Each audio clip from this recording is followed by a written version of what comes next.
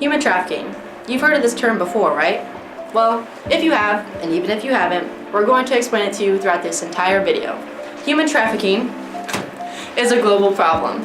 You can cross the entire world to a third world country like Brazil, the Philippines, Ethiopia, or Haiti, but you don't have to.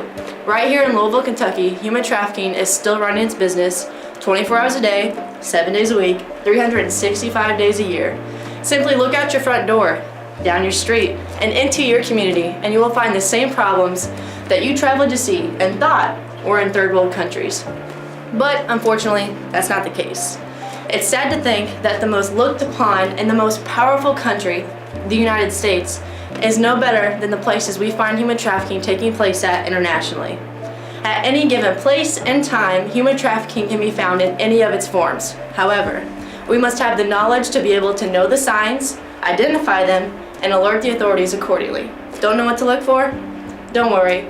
By the end of this video, you will know exactly what to look for and what a red flag is. So let's begin.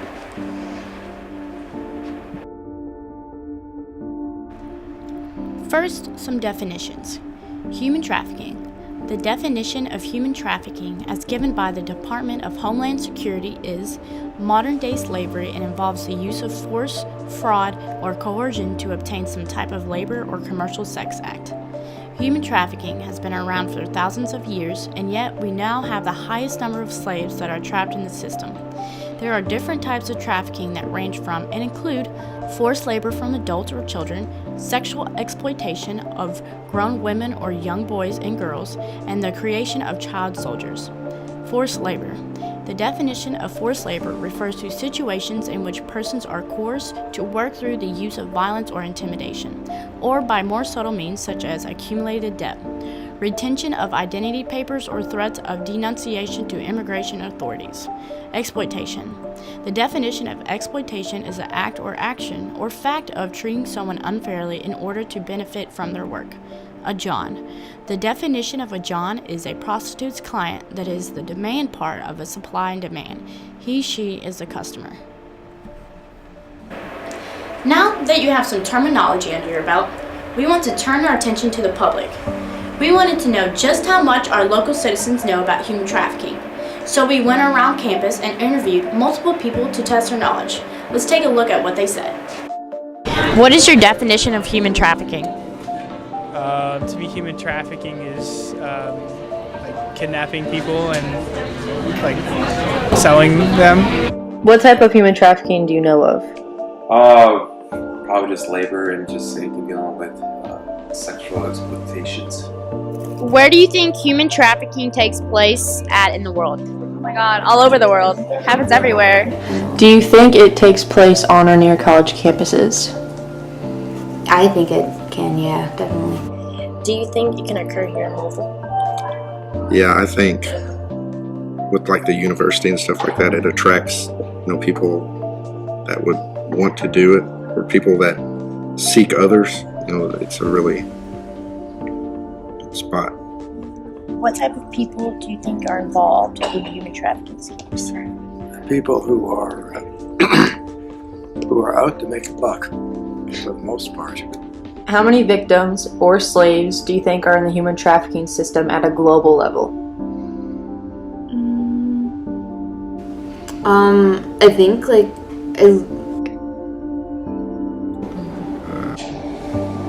I don't know. You too. 100,000. There's actually 20.9 million, Jeez. and that's an estimate. 20.9. Yeah. Shocking, isn't it? To know that all of this is possible is a little nerve-wracking. What about when you go to college? Imagine being a parent, sending your child off to some faraway university, knowing that all of this could happen to them. It's terrible. It's a fear that I wish didn't exist, but that's just the reality we live in. So now that you know what could happen to you, you're probably asking yourself, how can I prevent that from happening to me? How can I not become another number in the system? Well, I'm glad you asked.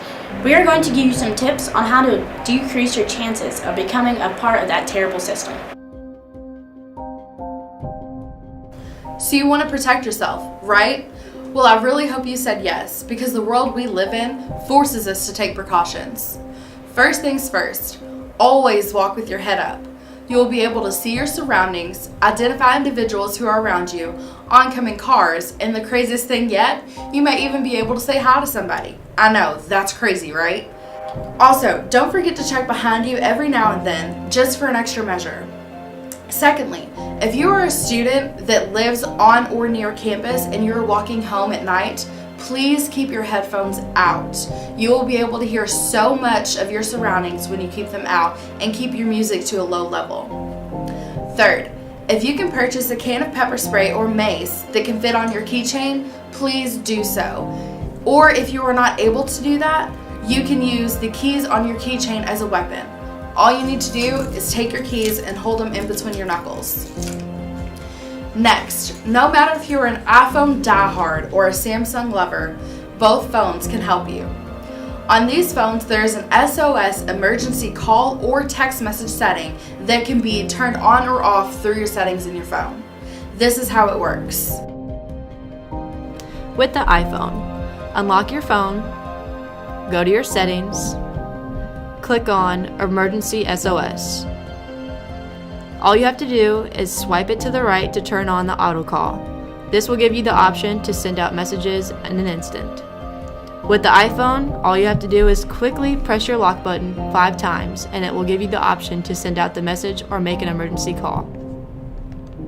With the Samsung, unlock your phone, go to your settings, go to Advanced Features, scroll down to Send SOS Messages, and swipe to the right to turn it on. With the Samsung, you only have to press it 3 times very quickly in order to send out the message automatically. And finally, if you are a college student who is of age, please be smart about your drinking habits. Never accept a drink that has already been opened or has no lid, such as the red Solo cup. You have no idea what could be in there and what it could do to you. So you are much safer when you do it your own. Now that you know some ways how to protect yourself and how to be aware of your surroundings, I want to explain to you what some red flags would look like. Some examples of red flags, meaning signs of human trafficking, are as follows. Seeing the same person in a certain area for long amounts of time or for several days. Seeing bruises, cuts, or injuries on the arms or limbs of individuals. These can all be signs of physical abuse. Another red flag would be seeing an individual who has another person carrying their personal information. Seeing a shop, restaurant, or building that has high security, is open for long hours, and only has a few cars, when typically there should be a lot, can be a red flag. And finally, going in a nail shop or a spa and seeing all female workers with a male lingering in the back. This male is most likely the one in charge.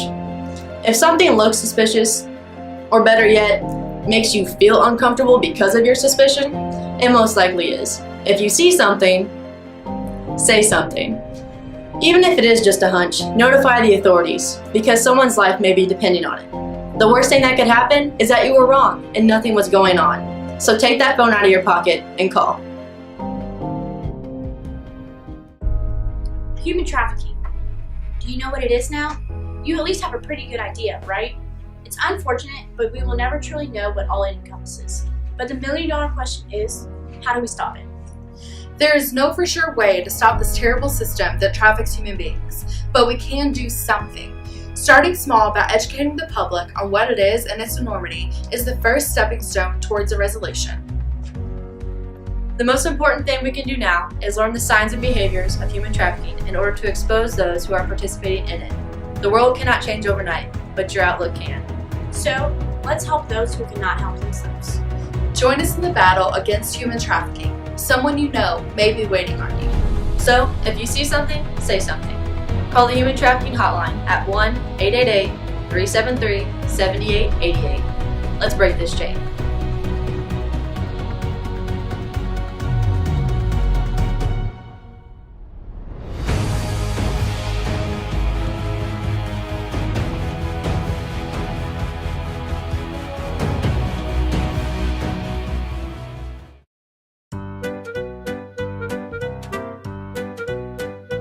We are going to give you some tips on how to decrease your chances of becoming pregnant. Ooh, so close. Here, we're gonna have the same one. World we live in forces us to. Yep. I'm gonna keep it on the same one though. You just started. Okay. You're good. Anytime. And 5, 4. These are injuries on the limbs of an individual. This can be signs. These can be signs of physical abuse. I'm just gonna keep it on the same video. Oh.